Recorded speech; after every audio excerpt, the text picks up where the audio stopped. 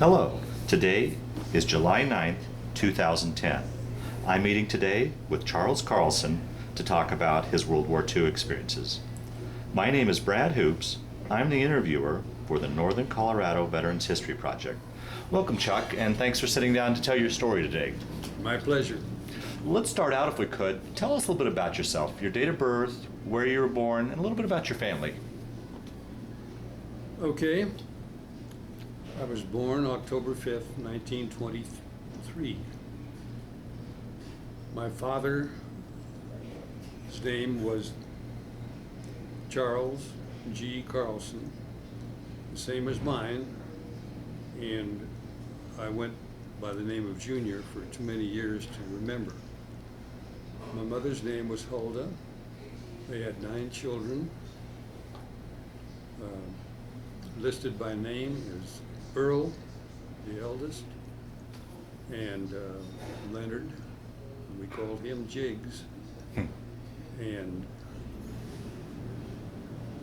May, the eldest daughter, and Doris, and Lou, and Gladys, and Walter Ralph, who we called Burke, and my youngest brother Harry, and myself. My father was quite a provider.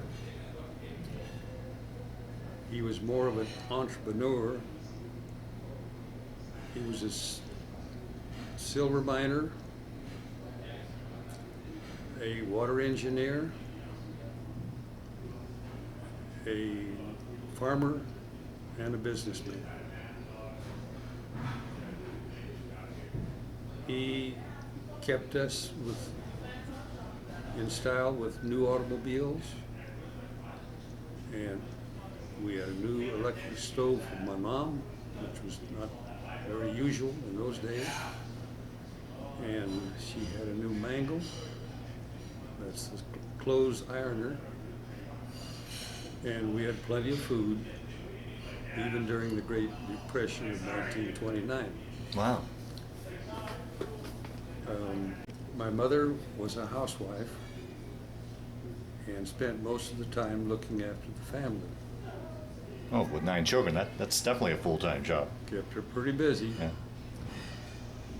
And my father passed away in 35, and my eldest brother passed away in 33. Oh boy, so that was when you were 10 and 12 respectively then. Yes, that's right. Oh, that must have been a very tough time for you and the family. Yeah, it created a hardship. I know I had the visions of death that stayed with me for some time. It took quite a while to get over it. Losing 2 of your dearest ones at that age was a very difficult thing. Oh, absolutely, yeah. How did that affect the family, I guess, financially or economically then, with the loss of your father and you're still pretty much at the tail end of the Great Depression. Was it a hardship economically on the family? Not for our family particularly. As I said, he was a great provider, and being a farmer, we had plenty to eat, and not like some of our friends who were doing it without. However, we did assist them with their needs, and so we sailed through the Depression in pretty good shape.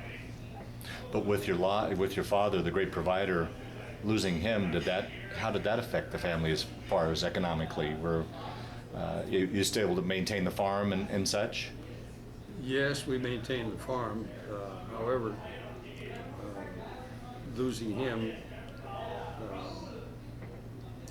left a hole that my brother Leonard Jiggs had to fill. He took over the farming along and assisted my mother, and much to his chagrin, because he wanted to go to college but was unable to. So then you grew up in the Eaton area and went through the school system there and such? Yes, all the children attended Eaton schools, Okay. and I graduated in 1941, So that would be the spring of 41, correct? spring of 41. Okay, okay. Correct. And then what did you do after high school? Any thoughts of college? Was that even an option for you? No, I had enrolled in Colorado A&M, Oh, okay. which is now Colorado State University, Mm-hmm. and I was just winding up my first semester, and at that time, we remembered the Japanese attacked Pearl Harbor. Do you remember where you were and what you were thinking when you heard about Pearl Harbor? I was rabbit hunting with some friends of mine out on the prairie, and we heard it on the car radio. And so we rushed home to hear the buzz of the community and their reaction to what had happened. I didn't know what to do, but I elected to return home to the farm and quit university. I thought temporarily. What were you thinking? Were you thinking, I mean, at your age, were you thinking, boy, I'm going to get pulled into this thing, I'm going to get drafted? Or, I mean, being on the farm, you probably could have got a farm deferment. Is that correct? I got a farm. Oh, you did? deferment, Okay. yes. Okay. The reason being, I was the eldest son at that time, outside of my older brother, who had Correct. already taken over the farm. And so I elected to help him farm, and he got me a deferment. And so I helped him for about 2.5 years. And at that time, my deferment expired, and we were given the opportunity to take our choice of which service we would like to serve in. I chose the Navy. Well, that always begs the question. Here's a farm boy from landlocked Colorado. How did you come to choose the Navy? Well, perhaps the biggest reason is because my younger brother Perk had already enlisted in the Navy. And he was stationed in Farragut. So when we got to Denver, and I say we, there were 5 others from northern Colorado that were going into the Navy with me, we thought. But when we got down there, we discovered that the Marine enlistments were tapering off, and so they volunteered us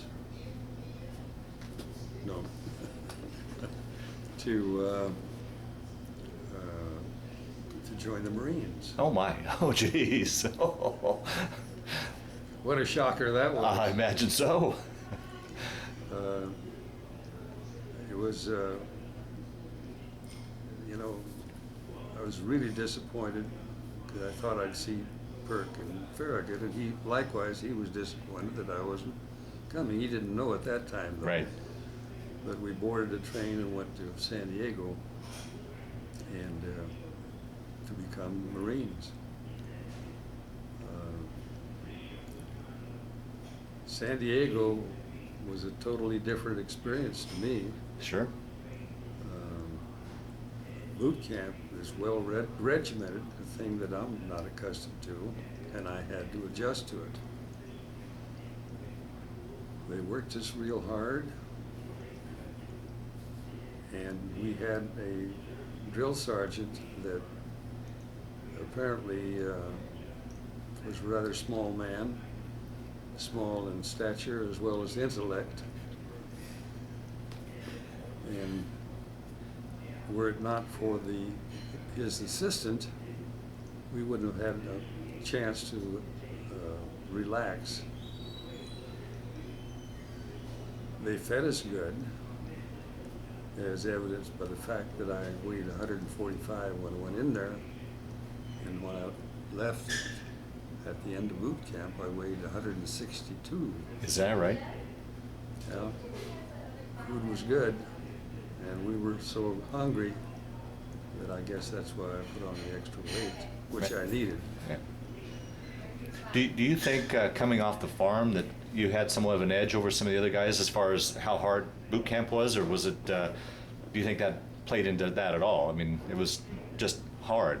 Well, I think my condition was probably better than the average guy because I'd done a lot of manual work on the farm, lifting and that sort of thing. But most of the guys were, by and large, in pretty good shape. Yeah. Well, Chuck, let me ask you about this drill instructor. We had talked earlier about him, and I detected a dislike in the man during that period. Has have those feelings about that guy softened at all over the years? Talk a little bit about this guy. I don't think they'll ever stop. I know. As I said, he had a small man's syndrome, and he was an impossible person to work with or for. And he was, I know one of my friends we were doing close order drill, which required slapping a rifle. And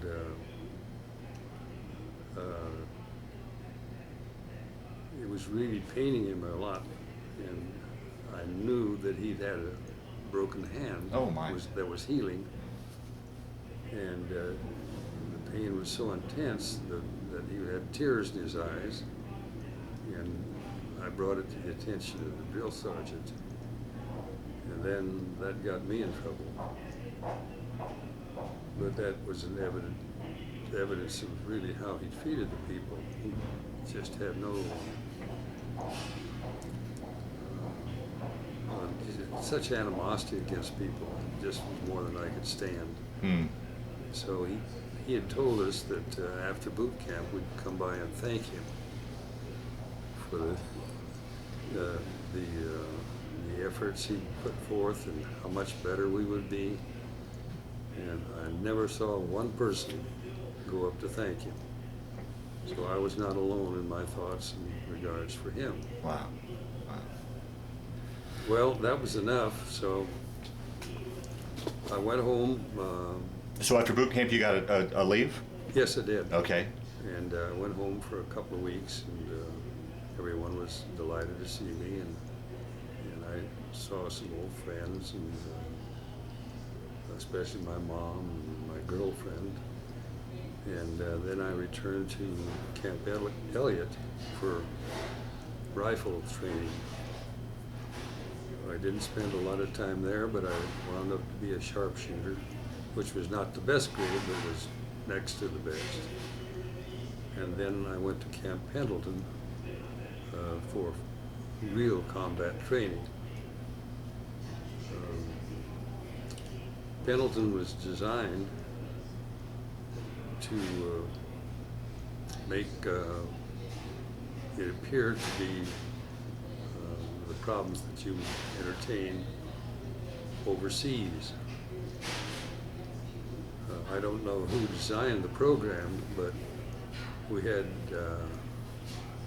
no floors in the tent, we had no electricity, and we showered in water that was ice cold that came out of 50-gallon drums. And believe me, it was cold taking a shower.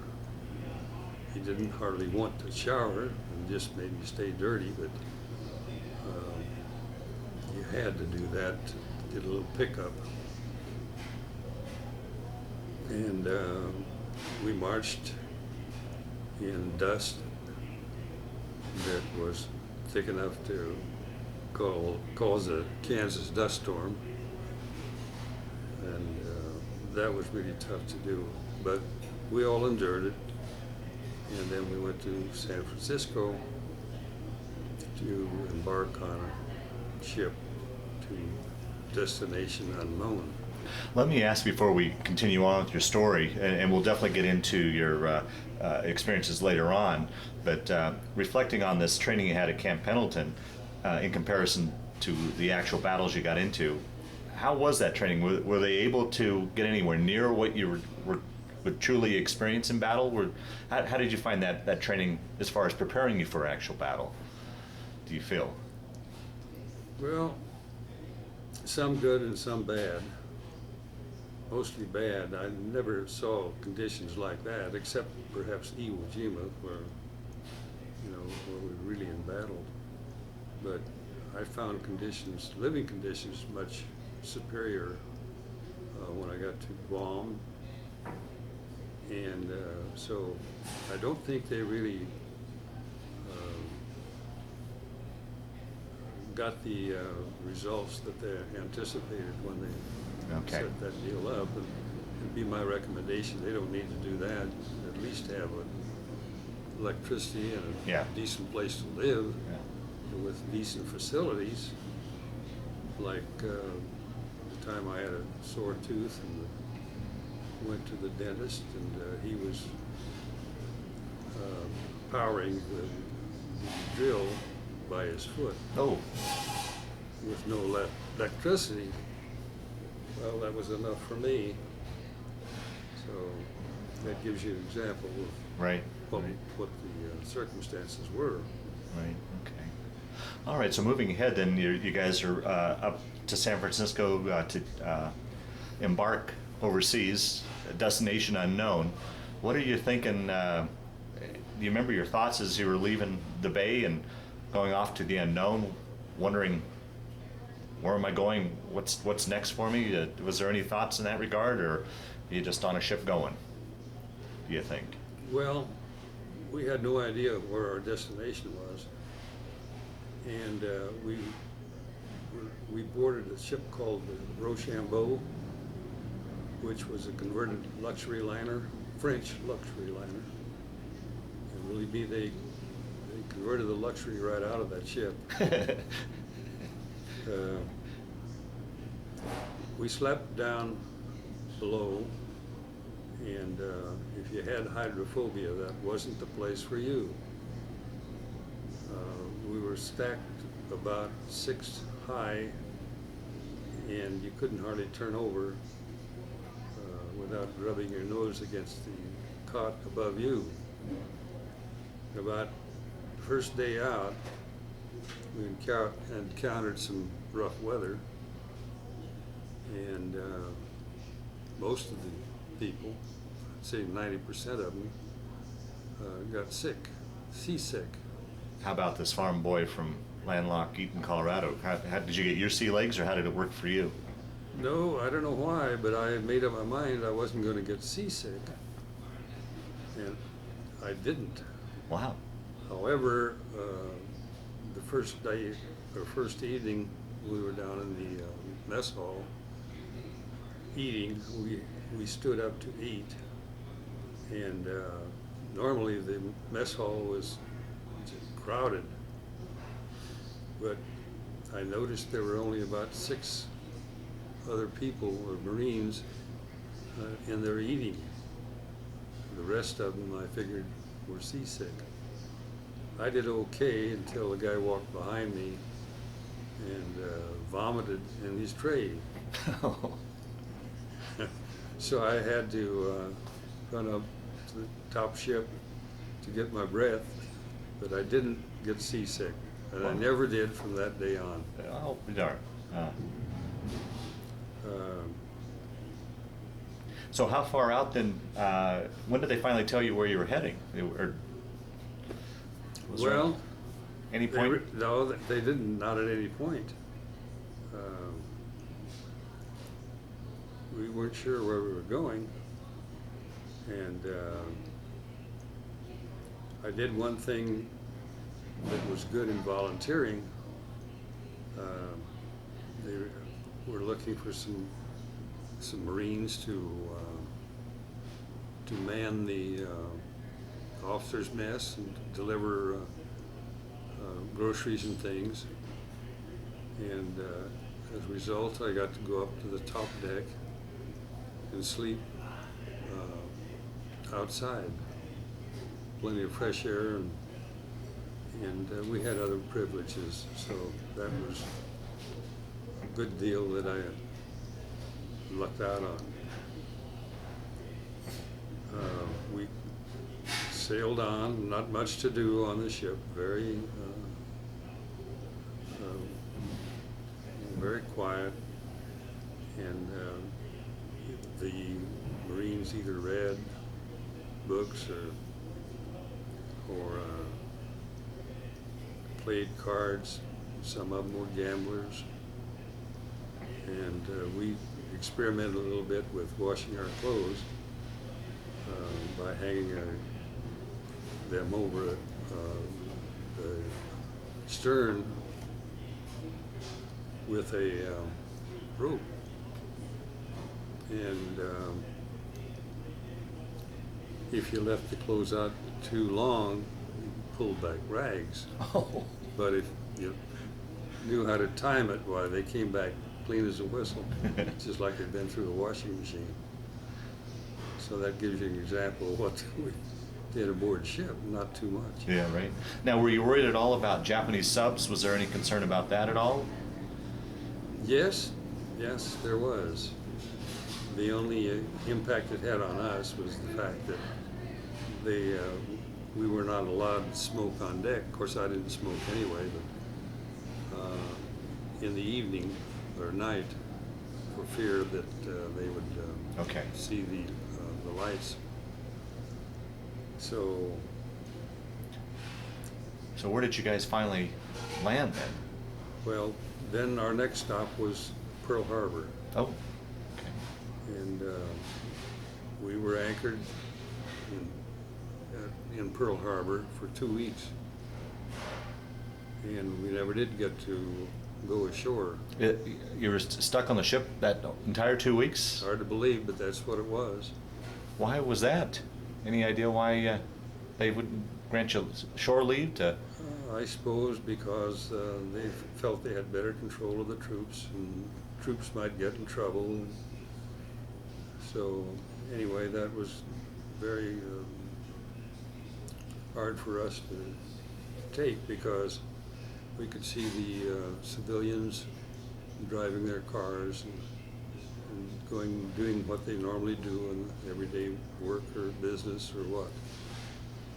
So then we sailed on to the Marshall Islands, where we did get off the ship.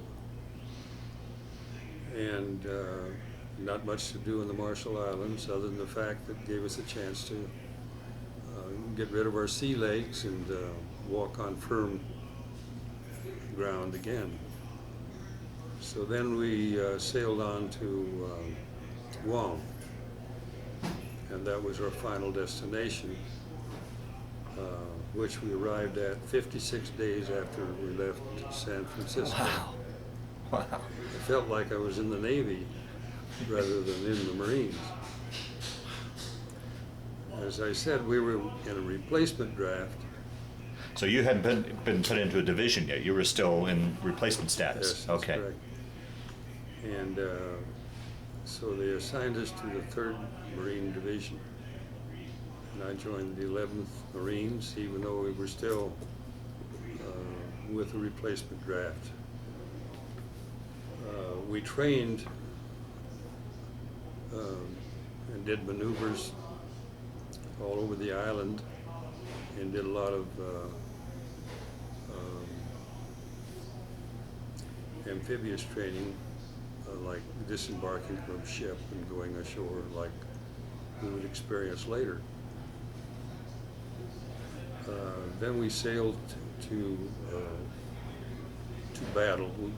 Again, we didn't know where we were going, but about 2 days out, they announced it was Iwo Jima, a place that none of us had ever heard of, and we were assured that it would be a simple operation because they had shelled the island for about 60 days and thought certainly there wouldn't be anybody or anything left on the island. We got to Iwo, and as the 3rd Division, we were not assigned the duty to go in first. We were more of a reserve force. Mm-hmm. And so we stayed out in anchor, and You could hear the 16-inch shells go over our head and Wow. see them hit the island, and as well as the airplanes that were busy flying in and machine gunning. And so we got to watch the battle as it ensued. Now, were they giving you reports on how things were going on the island? Did you have any idea, just how rough of a battle it was up to this point? No, we really didn't have any idea, but other than the fact that they were bringing casualties out to our ship. Ooh, We weren't a hospital ship, but they needed so much help that they brought them out, and there were such badly wounded warriors. They did amputations and whatever the case required. So finally, we went in, and it was a little tough even to get in because we had to transfer to a LST and had to crawl across from our ship to the other ship on a 12-inch board. Pretty hard to do with a 50-pound pack on your back. and two ships going in Yeah, and all the ship motion. motion, yeah. I knew if I fell, that'd be the end of me. Wow. And then we had to go down rope netting. We had practiced that, so that was pretty tricky to do that too. Right. And then we were in the LSTs and went ashore, and then we got into the real thick of the battle. We landed on the shore, and the shore consisted of volcanic ash, and had no substance to it at all, and you couldn't dig a foxhole because it would fill itself back in again. So there was no place to run, hide. I guess your only other resource was your helmet. You almost felt like crawling in your helmet. I did not go up Suribachi, but we were right next to it, and I wasn't aware of the flag raising.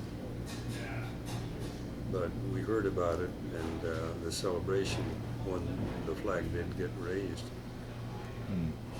Now, we had talked off camera a little bit about your battle, and you had talked about how you were digging a foxhole and it would fill back in, and at one point you were digging. Can you tell that story about kind of a sad story, I think, as you were digging that one foxhole? Can you tell that story about that?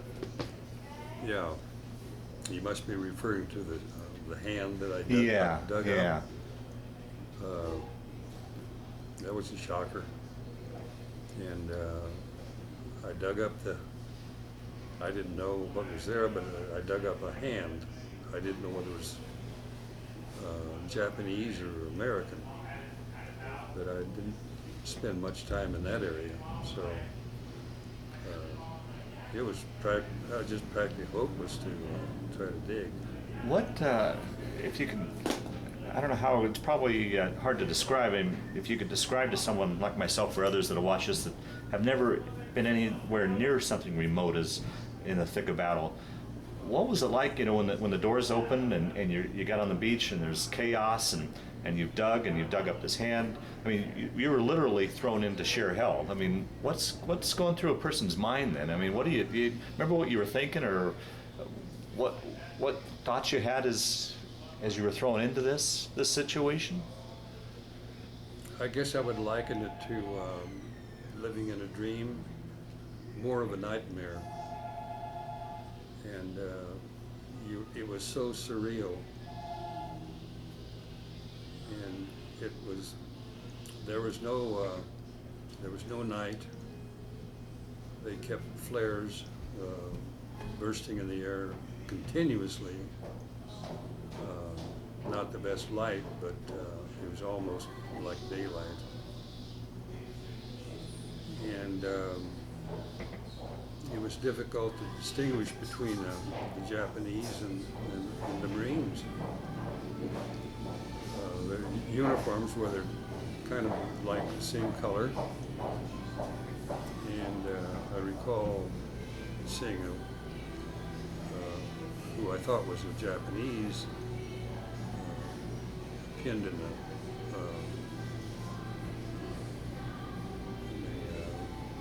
barbed wire fence. I passed it several times, and finally I stopped to investigate and discovered it was a Marine, which I reported to a company commander. And I carried every kind of a weapon imaginable, BAR, carbine, M1, and it was difficult really to maintain them in that situation.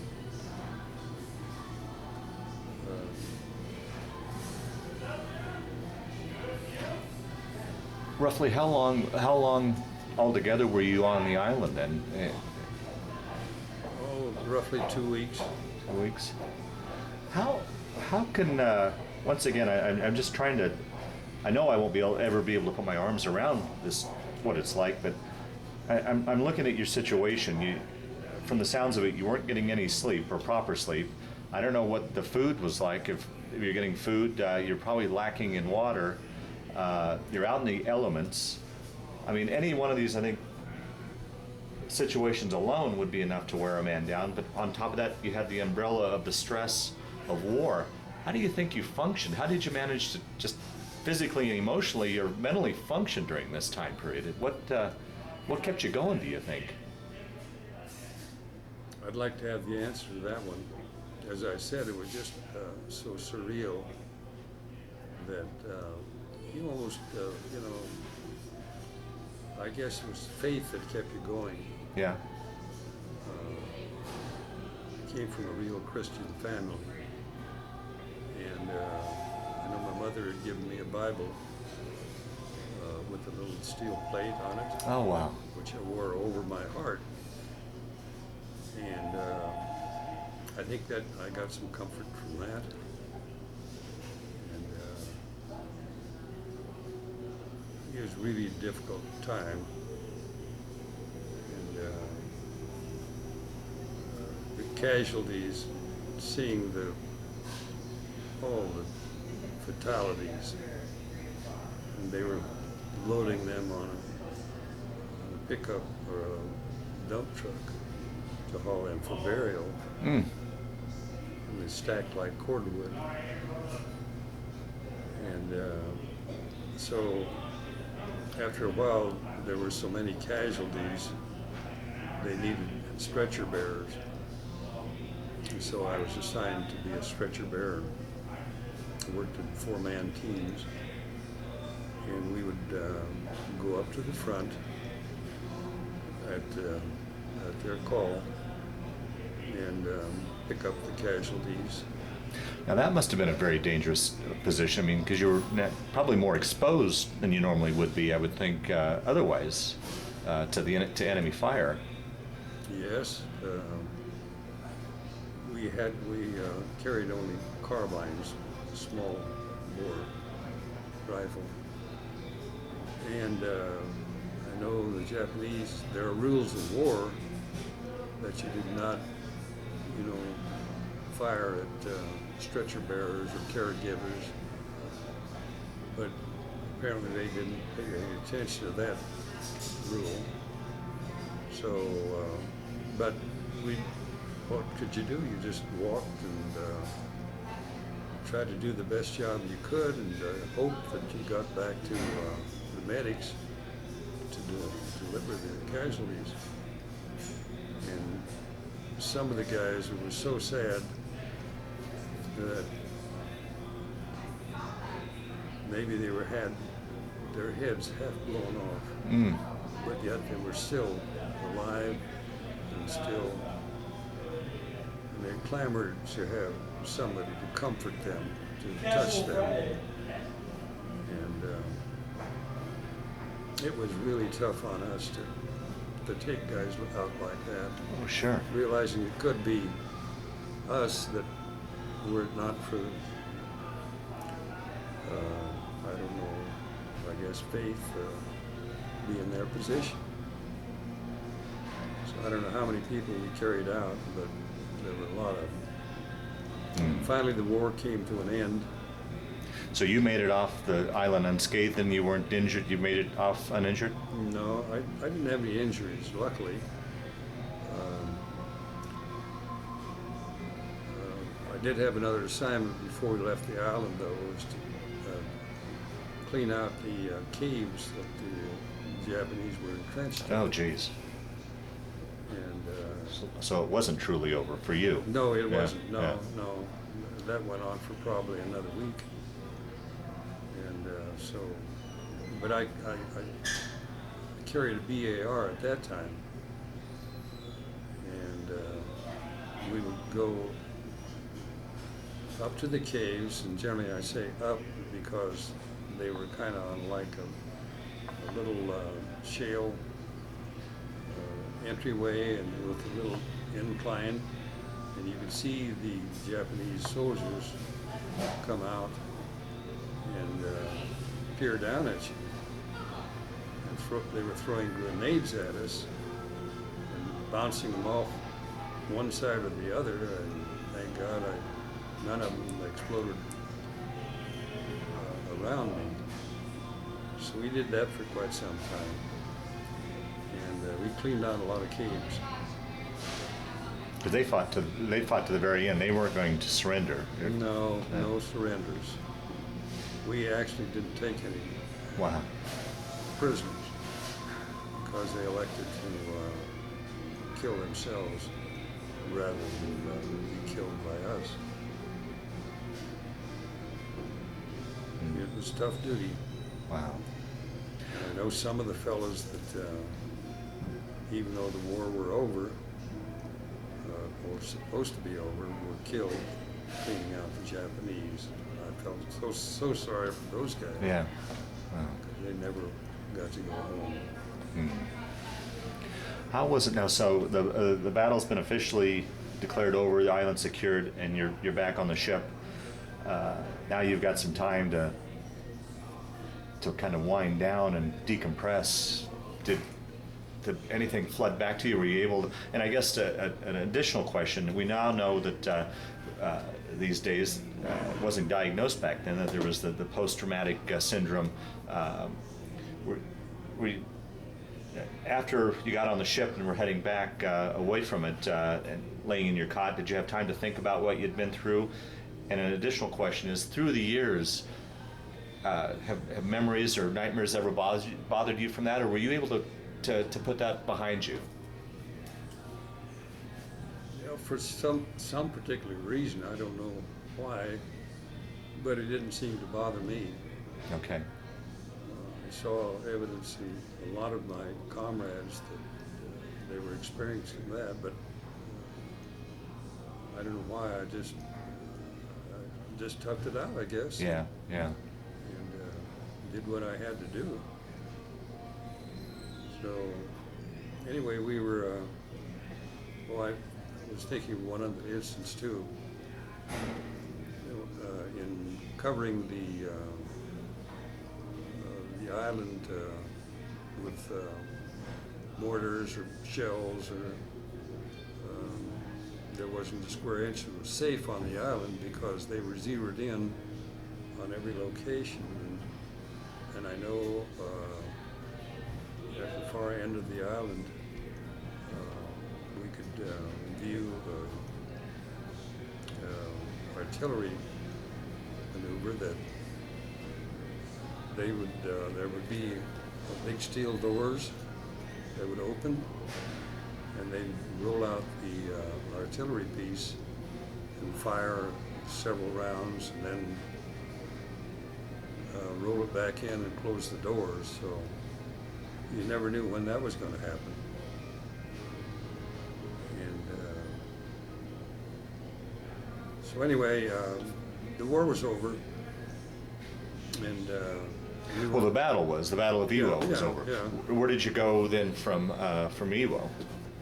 oh yeah, back to Guam, and we were preparing for our next encounter, and we were back doing maneuvers such as we had done before Iwo. And at that time, they had a point program that if you qualified, you were able to return to the States. I don't know how they figured the point program, but I missed it by 1 point. With all the luck. So my next stop was China. Let me add before we go on to China, doing research after we had talked, come to find that you were actually preparing for the actual invasion of the Japanese homeland, which fortunately never happened because we then dropped the bombs and the war ended. Mm-hmm. Do you remember where you were and what you were thinking when you heard that the Japanese had surrendered and the war was officially over? Was there, you remember what that was like? Was there any sort of celebration there in the camp, or what memories do you have of that? Well, of course, I was on Guam when that happened, and we did celebrate. There were guns firing and fellas running around and yelling their yippies, and they were so excited the war was over. Personally, For you them. must have felt great, just because after all you've been through, and to think, you know, boy, I made it through this war, I survived it. Yeah, it was a great relief. Yeah. So anyway, I was pretty disenchanted that I had to go to China after all that. And so we went to China and went to Tientsin. It's now called Xinjiang, I believe. And we went ashore there, and they loaded us on trains that had no electricity, no light, and we went to the main city of Tianjin, as they know it now. Now, you were there as part of the occupation forces of China? Okay. Correct. Okay. Yeah. And when we left the trains, we got on trucks and rode in the back end of the trucks. And it was so cold after coming from the warmth of The tropics. the tropics. Did they provide you with winter clothing? Did you have? No. You were still in your. Still in our Oh, boy. regulars. So that was a tough time. I remember my knees almost knocking from the cold. When we got out of the trucks, we went into a depot, and it was pretty late in the evening. And I went inside for warmth, but I didn't stay there very long because I never experienced smelling that much garlic in my life. You know, the Chinese are great garlic eaters. So I didn't stay inside very long. I went outside just to get my breath. So now you're at this train station. Where did you go from there then? What was where were you heading, and what was your purpose? Your division or your unit? Yeah, well, of course we were with the occupational troops, and we went to the French Arsenal, they called it, and it was a well-constructed brick program. I don't know why we got it from the French, or they got it from the French, but it turned out to be an excellent place to reside.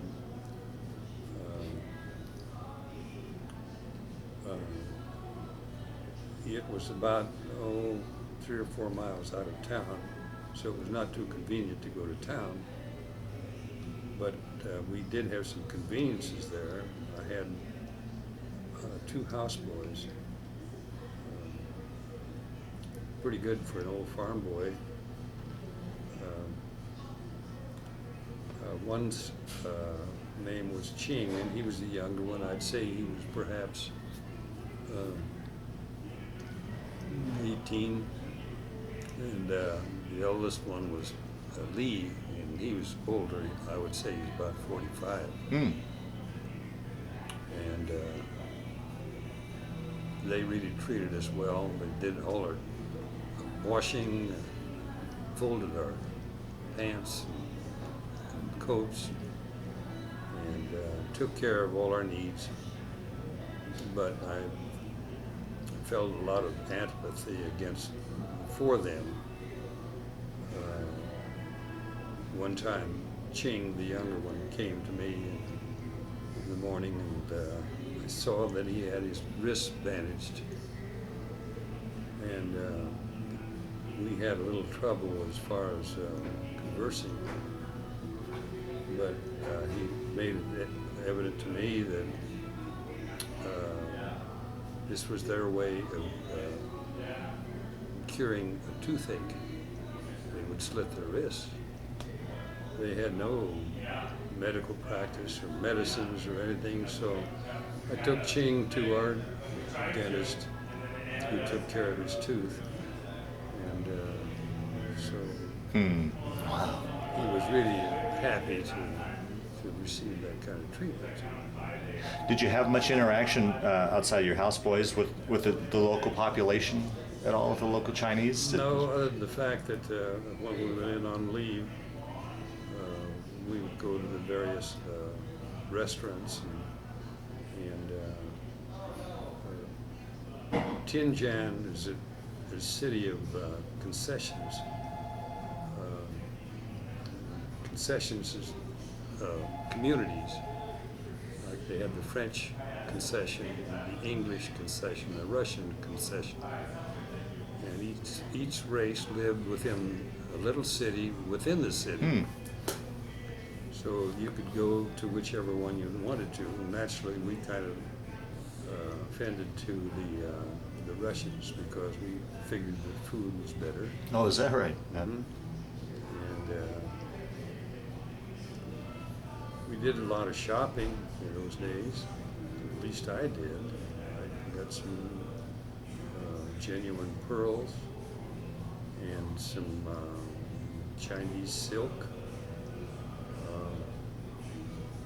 that had been made into I don't know what the usage would be, but it was kind of a material for clothing, I guess. But I didn't take it home. I didn't have a lot of money on $90 a month. Sure. So I couldn't buy more, but there was the opportunity really a good opportunity to buy a lot of valuable items. And I look back now and wished I'd done more. Of course, I didn't have a credit card in those days.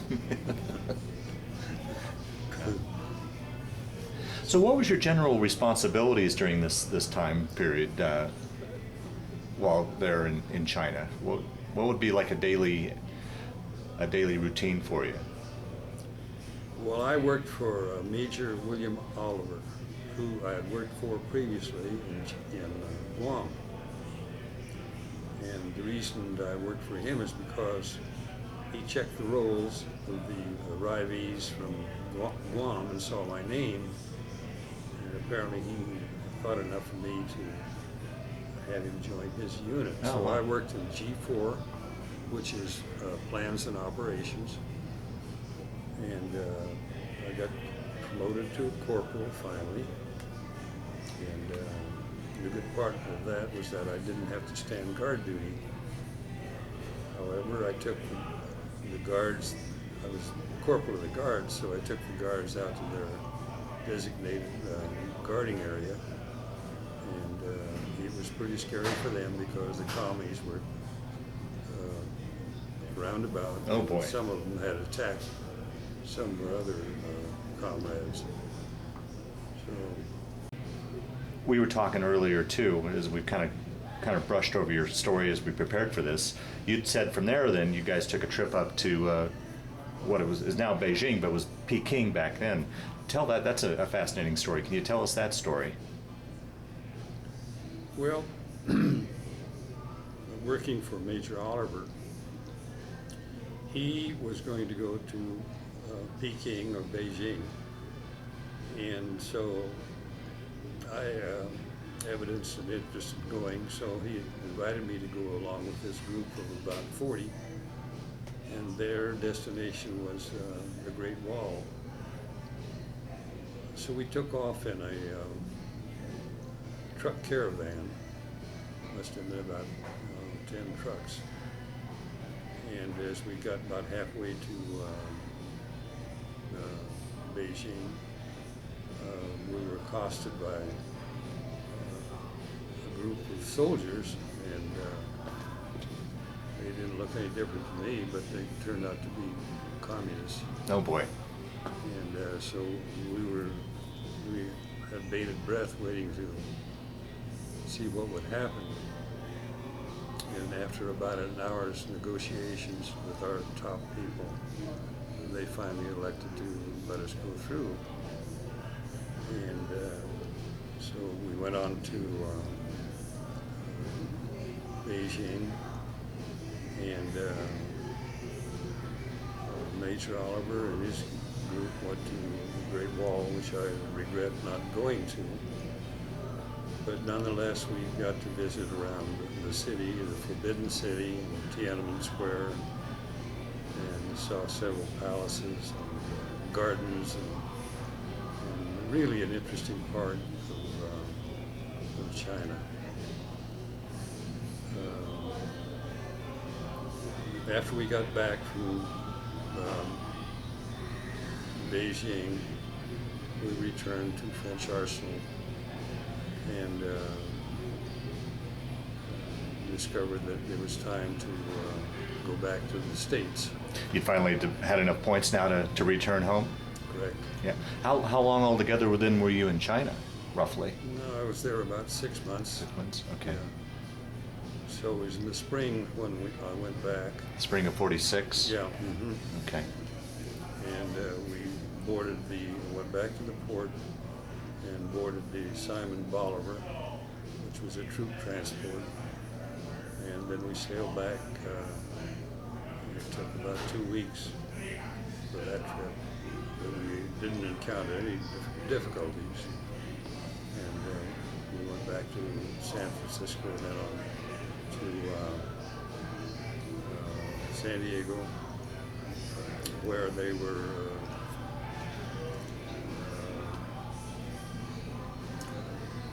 relieving us of our duties and mustering out.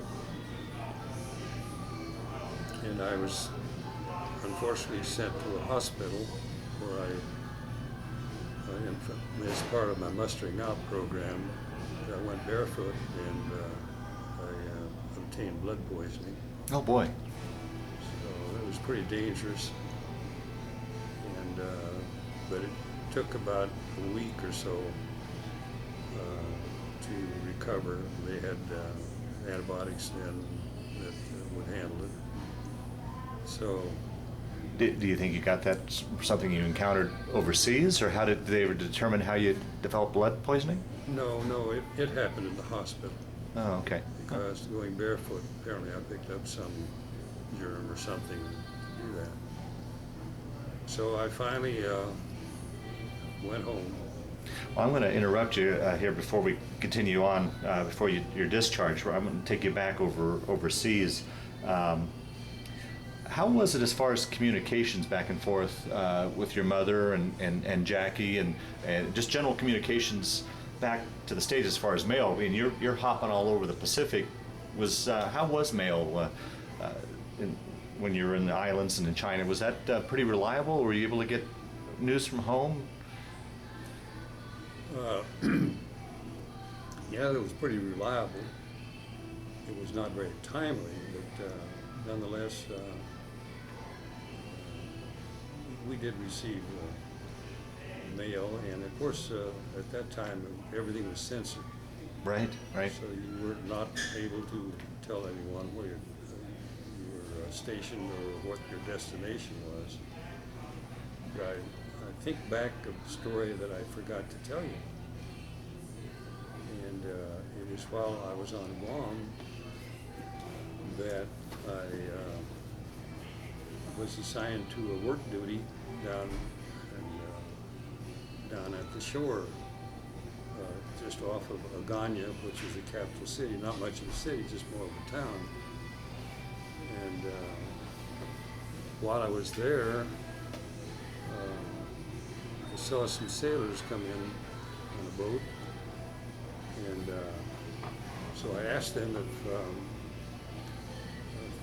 APA 162 was in the harbor, and they assured me that it was anchored nearby. This is your brother's ship? That's my brother's ship, Perch. I knew it was the APA 162. And so I spoke to my commanding officer, and he gave me permission to charter a boat and go out to the ship. Well, I got up on the main deck and went to the stern, and sure enough, there was Perk. Wow. And he about fell off the ship when he saw me, so surprised. And I remember he was eating he and his comrades were eating a big jar of olives, which I dearly love. I haven't had it for ages, so I think we consumed the whole bottle.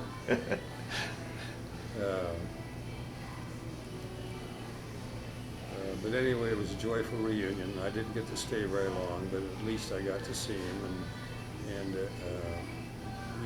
we drafted up a little code for us to use for further communication, and we had certain letters and certain paragraphs and that sort of thing, so I always knew where he was, and he always knew where I was.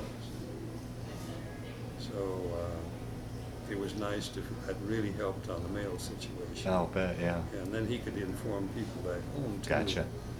So kill two birds with one stone. Mm-hmm. Oh, wonderful. Oh, that had to be a wonderful time. Yeah, it was.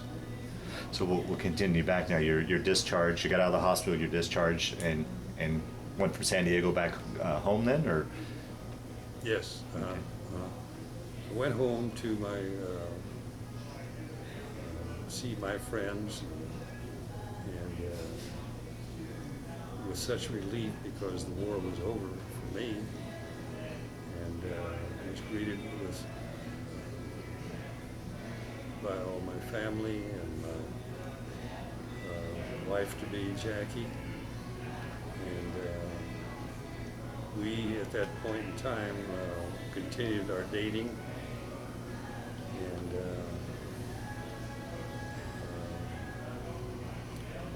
didn't know for sure whether I wanted to go back to school or wanted to stay in farming.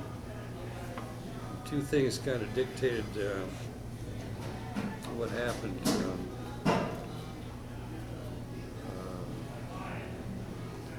I had an opportunity to get back in farming because our neighbor's farm became available to rent or to own. And so with the help of my brother, we got some financing done. And we kind of used some of his equipment and some of mine to do the farming. So I began farming, and shortly thereafter I got married. That was November 15, 1947. To Jacqueline, and then she joined me on the farm where we lived in a smaller house on the home place, and then when the farm across the road became available, we moved into the larger house over there. So then you got into farming, and did you go on to do that as a career then? Well, I started in farming, thinking that would be my career, and after a couple of years, I felt that times were pretty tough. Weather had been pretty tough on me. I had some of my crops freeze in. I wasn't able to harvest the sugar beet crop until almost Christmas time. So they lost a lot of their nutrients. And so I was pretty disenchanted with farming. Sure. And I had met a lot of Jackie's friends in Greeley, and some of them were connected with First National Bank.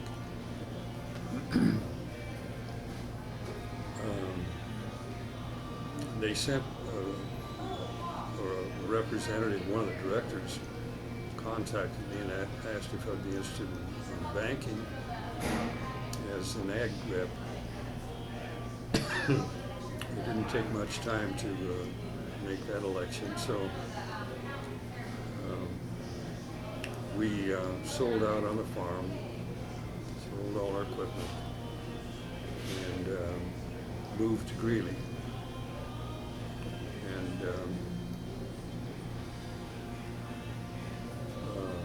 I went to work at the bank,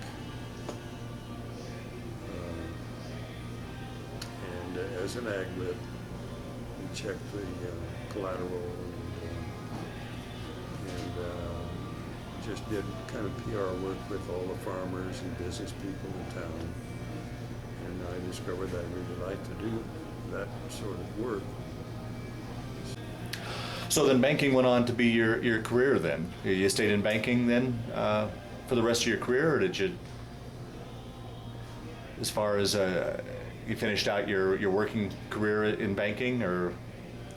Yes, I did. As a matter of fact, I spent 35 years in banking. Wow. And I worked up from the ground, and from assistant vice president to president to executive vice president and to a director. And I retired from Wells Fargo because there had been so many buyouts. Probably had 5 or 6 buyouts from other various banks in the community, mostly in Denver.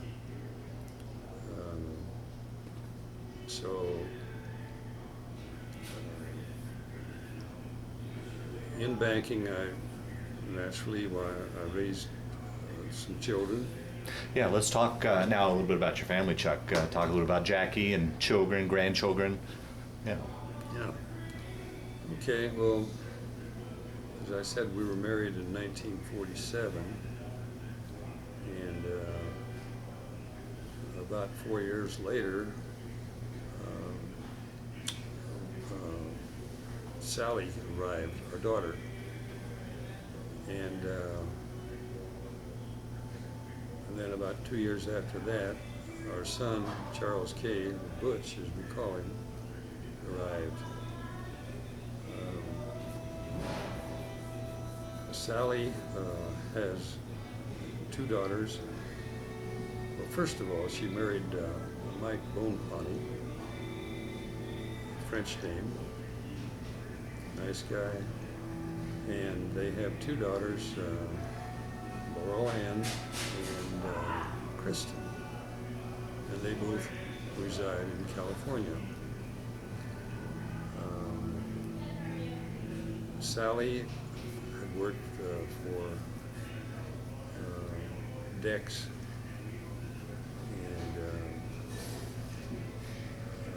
and has recently retired herself and does a lot of community work and works with sculpture shows and manages them. And Mike also worked with Dex, and in addition they had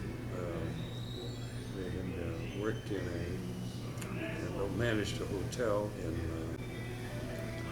in Rapid City. And, that's where both their children were born. And Charles K, or Butch as we call him, married Linda K,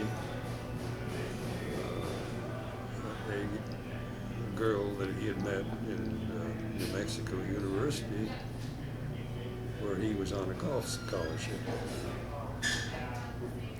And they had 3 children. Andy, the eldest boy, and Zach, and then Amy, a late comer.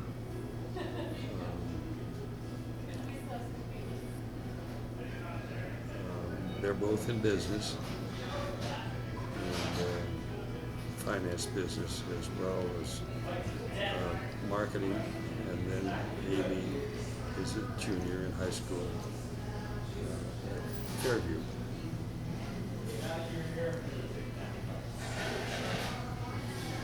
And Chuck, or Butch, you said was in the financial industry? Yes, he manages the Dean Rauscher office, RBC Dean Rauscher in Boulder, and he rides herd on about 15 brokers. Oh boy. As well as his own account, so he's got a lot on his plate. He's been very successful, as well as Sally and Mike have been very successful in their own right. Oh, good. What were you, let's talk a little bit about, since your retirement, how's retirement been for you? Some of the activities you're involved in and such. You know, we've been fortunate enough to have a pretty good retirement plan. And so Jackie and I have done a lot of traveling throughout the world. Talk about some of your trips. Have you had the chance to go back to any of the places you were stationed during the war? No, the only one would be China. We didn't return there, and we didn't get the opportunity to visit Tianjin or Beijing, but we did go to Seoul, Korea, Shanghai, and get a cruise on the Yangtze River, and then sailed on to Hong Kong, where we went back home. But we went to other places too. We went with Sally and Mike to France and Italy, where their daughter was going to school in Perugia, and I went to Sweden with some friends of ours who incidentally were just here last week.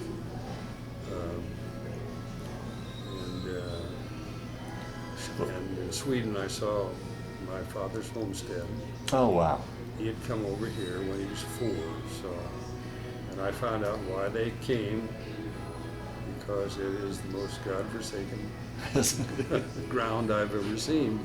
Nothing but rocks, and they were trying to scrounge out a farming living from those, so they didn't have much choice.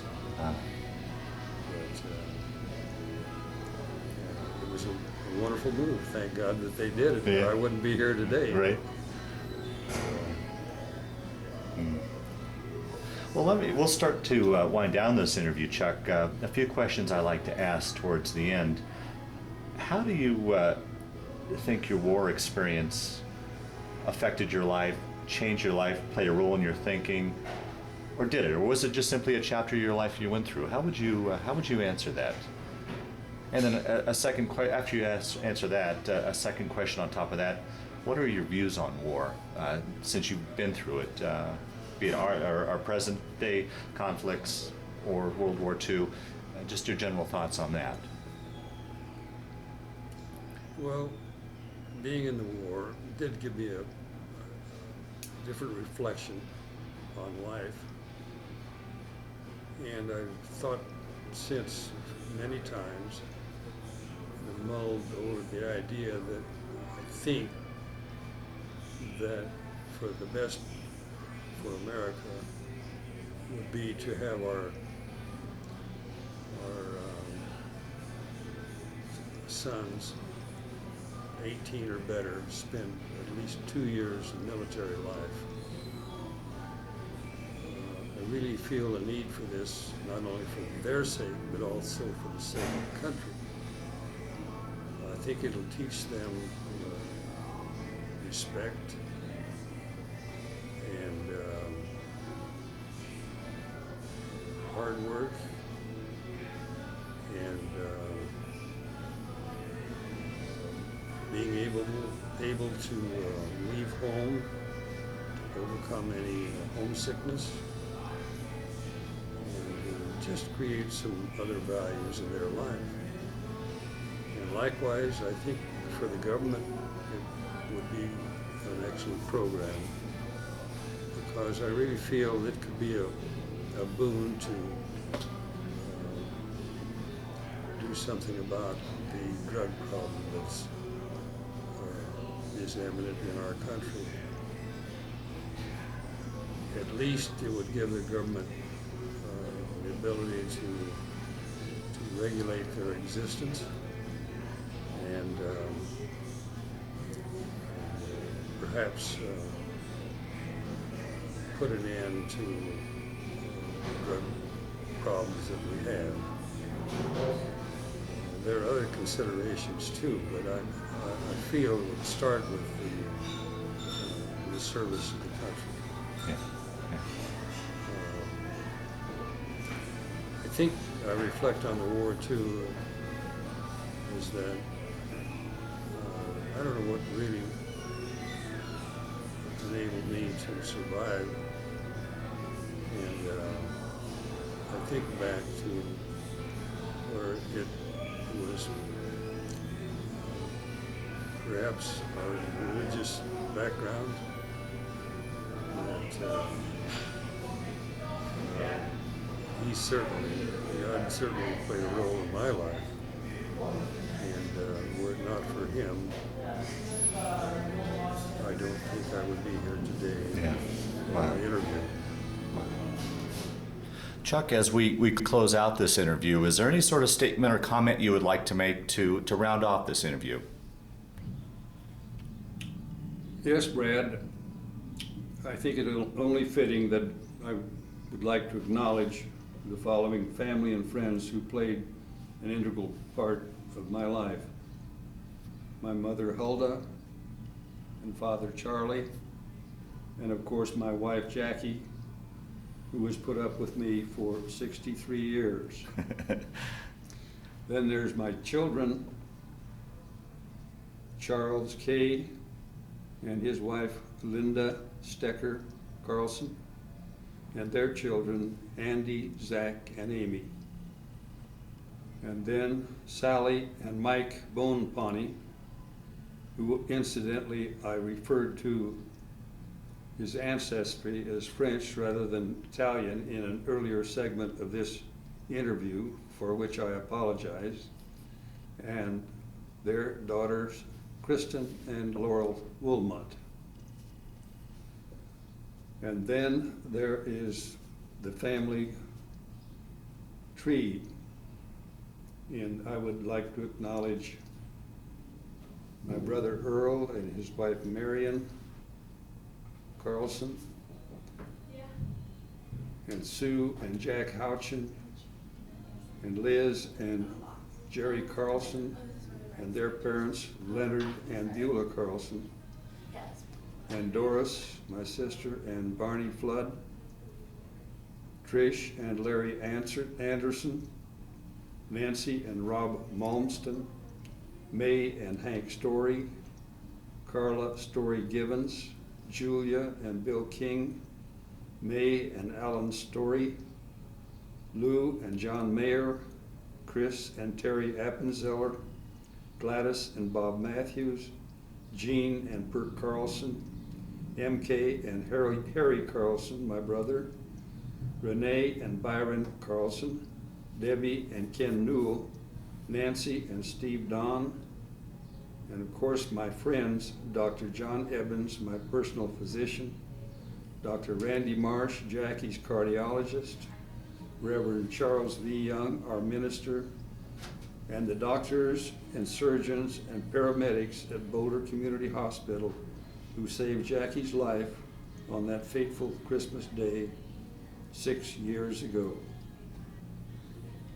Very nice, Chuck. I want to thank you for sitting down to tell your story today, but more importantly, I want to thank you for your service to our country. I appreciate that very much. It's been wonderful working with you, Brad. Thank you.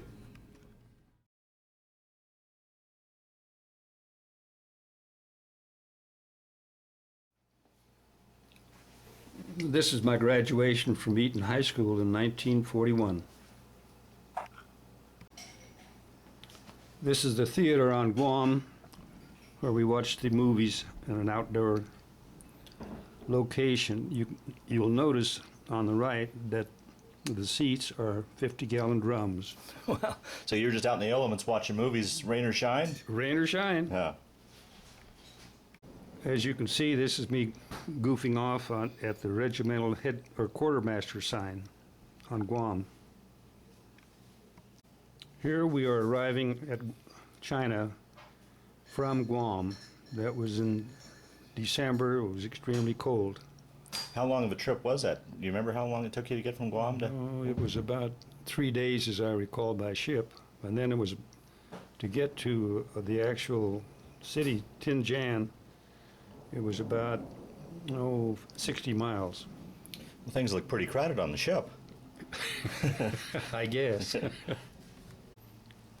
This is me sitting outside the door of regimental headquarters in China. It's where I worked for Major William Oliver. This is a picture of focused on Ching, our #1 houseboy, me on the left, and my very good friend Charlie Kittrell from Arkansas. This is me walking to work there again at the regimental headquarters in China. Another shot, the same location, just a different view. This is me on Liberty walking the streets of Tianjin. This is me walking or working at my desk again at regimental headquarters in China. This is me leaning on a site that is so true of China. You see these most everywhere, but I believe this was when I visited the Summer Palace in Beijing. This is me and a comrade sitting outside our headquarters at the French arsenal in China. And this is a shot of the Japanese prisoners who we supervised in China. Now, did you ever have to worry about the locals attacking the Japanese? I mean, as cruel as they were to the Chinese, was there any issue there at all, or? Not with us. The only thing that when we went from Tianjin to Beijing, we encountered the communists, but they were the Chinese communists, not the Japanese. And that was the only encounter we had, but even though that was rather scary. And here I am with a picture taken by a real photographer when I was stationed at Tianjin. This is Jackie and myself at the Grand Canyon in Arizona.